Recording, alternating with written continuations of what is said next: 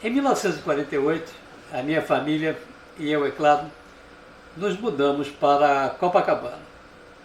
O bairro, já nessa época, se preparava para tornar-se a Copacabana dos anos dourados, que iria começar na década de 50 e perdurar até o final da década seguinte. Ali eu iria passar o final da minha infância, toda a minha adolescência e grande parte da minha juventude. Para os meus olhos de menino, em 1948, o bairro era o paraíso na terra. Além da praia espetacular que ficava logo em frente ao prédio onde nós morávamos, havia no bairro aqueles templos maravilhosos de magia chamados cinema. É bom lembrar que eu estou falando de um tempo pré-televisão, onde as nossas fontes de entretenimento eram o rádio, com as suas radionovelas, e as histórias em quadrinhos. Mas o cinema era a corporificação dos nossos heróis e das nossas fantasias. Copacabana tinha muitos, desde cinemas pequenos, como o Ritz e o Arte Palácio, até salas monumentais, como a do Metro Copacabana e a do Roxy. Eram verdadeiros luxuosos teatros, com mais de 2.000 poltronas. Lembro-me até que os homens, para entrar na sessão, tinham que usar terno e gravata. Ir ao cinema era quase um acontecimento social. Mas um destes cinemas teve um significado especial para mim. Chamava-se Rian e ficava em plena Avenida Atlântica, a meio da meia-lua da famosa orla da praia. Foi ao Rian que fui pela primeira vez sozinho a um cinema, aos 10 anos, caminhando aventuroso pela calçada de pedras portuguesas, enquanto minha mãe, da janela do apartamento, que tinha vista livre de toda a praia, acompanhava meus passos. Foi também lá que assisti ao meu primeiro filme de ficção científica, Destination Moon, Destino à Lua, que preconizava a primeira ida ao nosso satélite. Ao sair, recordo-me de meu pai vaticinando que no ano 2000 isto se tornaria realidade. Uma previsão antecipada de 31 anos. Eu estava lá também quando o Rian estreou Blackboard Jungle, o filme que lançou no Brasil um ritmo novo e avassalador chamado rock and roll, numa tumultuada sessão em que os guardas tentavam impedir-nos de dançar entre as cadeiras e pelos corredores. Mas vocês devem estar se perguntando, o que tem a ver isto com o título deste vídeo? É que o nome do cinema Rian era a grafia invertida e pseudônimo de sua primeira proprietária e fundadora, uma mulher fascinante chamada Nair de Tefé. Pintora, cantora, atriz e pianista, Nair de Tefé von Honholtz nasceu em Petrópolis no dia 10 de junho de 1886. Seu pai foi um oficial de marinha chamado Antônio Luiz von Honholtz, cujo destaque na Guerra do Paraguai, no comando da canhoneira Araguaia durante a Batalha Naval de Riachuelo, além de outras proezas bélicas e atuação como explorador e geógrafo na Amazônia, tornaram-no merecedor do título nobiliárquico de Barão de Tefé, conferido por Dom Pedro II em 1873. Do lado materno, Nair também tinha sangue nobre, do Barão de Javari, seu tio-avô. Portanto, berço de ouro. E a isso juntou-se uma educação esmerada que teve na Europa quando seu pai, que era mais ou menos identificado com a monarquia, foi despachado, entre aspas, pelos primeiros governos republicanos para a Europa como ministro plenipotenciário, equivalente a embaixador hoje, junto à Bélgica, à Itália e à Áustria. A família foi morar em Paris E Nair, então, frequentou as melhores escolas, tanto em Paris como em Nice, em plena Belle Époque. Numa época que a maioria das adolescentes brasileiras mal sabiam ler e escrever, Nair já falava francês, inglês e latim. Em 1906, terminado o governo de Floriano Peixoto, a família voltou ao Rio. Aos 20 anos, Nair então deu início ao seu fulgurante período a que seu espírito inquieto, deliciosamente rebelde e inovador, a conduziu. Seu talento para o desenho satírico, que já se manifestara já em criança, a lança como caricaturista, dizem a primeira mulher caricaturista do mundo, em 1909, quando uma caricatura sua, já usando o pseudônimo de Rian, da cantora francesa Réjeanne, é publicada na revista Fonfon.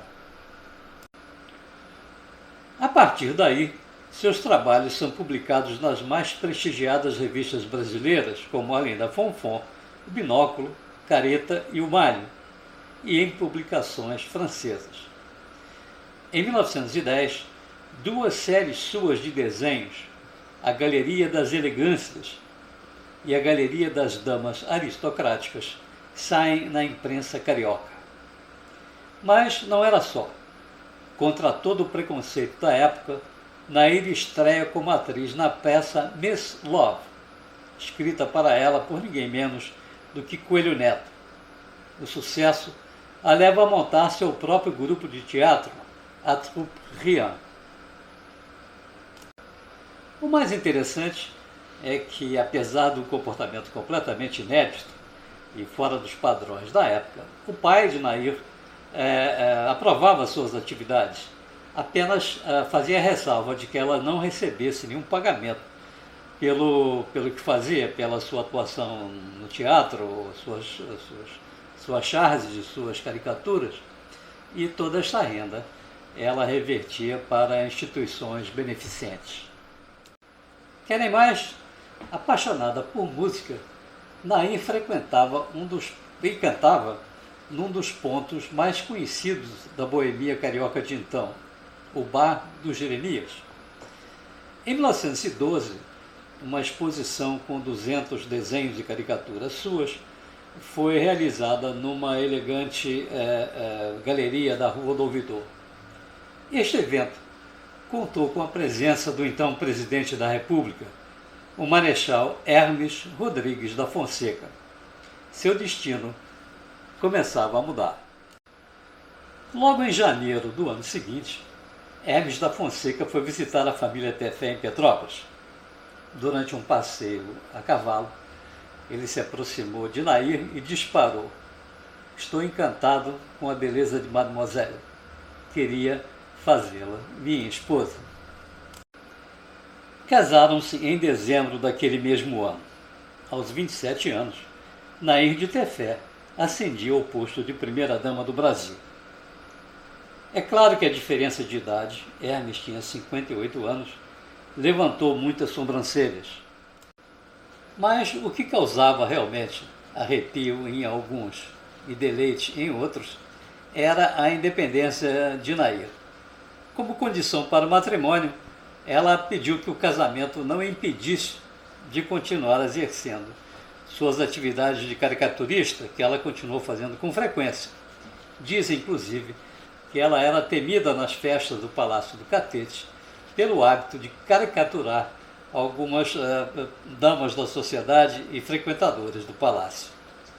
Outra coisa que também arrepiou muita gente foi o fato de que Nair introduziu o uso das calças compridas para mulheres, que ela usava para praticar a equitação, uma das suas paixões, e montar como um homem.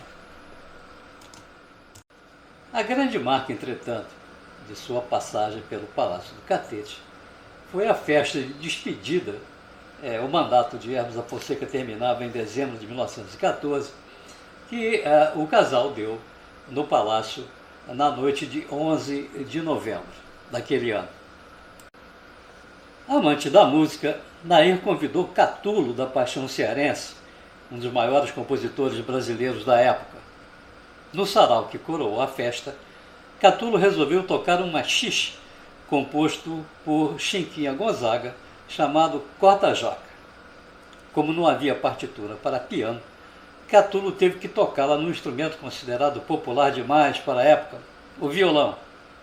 Além disso, o machixe era uma dança execrada pela sociedade, coisa de cabarés. Era como se tocasse funk num evento de gala no Itamaraty. O escândalo foi enorme. No dia seguinte, Rui Barbosa, adversário político de Hermes da Fonseca, e que fora derrotado por ele nas últimas eleições, estrelou no Senado. A mais baixa, a mais chula, a mais grosseira de todas as danças selvagens, a irmã gêmea do batuque, do cateretê e do samba. Mas nas recepções presidenciais, o corta-jaca é executado com todas as honras da música de Wagner, e não se quer que a consciência deste país se revolte, que as nossas faces se enrubesçam e que a mocidade se ria. Nair respondeu-lhe com uma caricatura. Terminado o mandato de Hermes da Fonseca, o casal foi para a Europa. Nair sofrera um acidente grave na sua carruagem quando os cavalos se dispararam e a carruagem tombou em cima dela, inclusive o que lhe deixaria sequelas por toda a vida, e Ellen foi então à Europa à procura de tratamento. Em 1921, voltaram ao Brasil. Nair, atenta como sempre aos eventos culturais, participou ativamente da lendária Semana de Arte Moderna em São Paulo. Hermes da Fonseca, ex-presidente, o nome prestigiadíssimo do Exército, foi eleito presidente do Clube Militar. E nessa condição, ele se rebelou contra o governo de Epitácio Pessoa, apoiando o movimento dos tenentes, o tenentismo, que culminaria no episódio dos 18 do Forte. Epitácio Pessoa mandou prendê-lo. Foi um duro golpe para o velho marechal.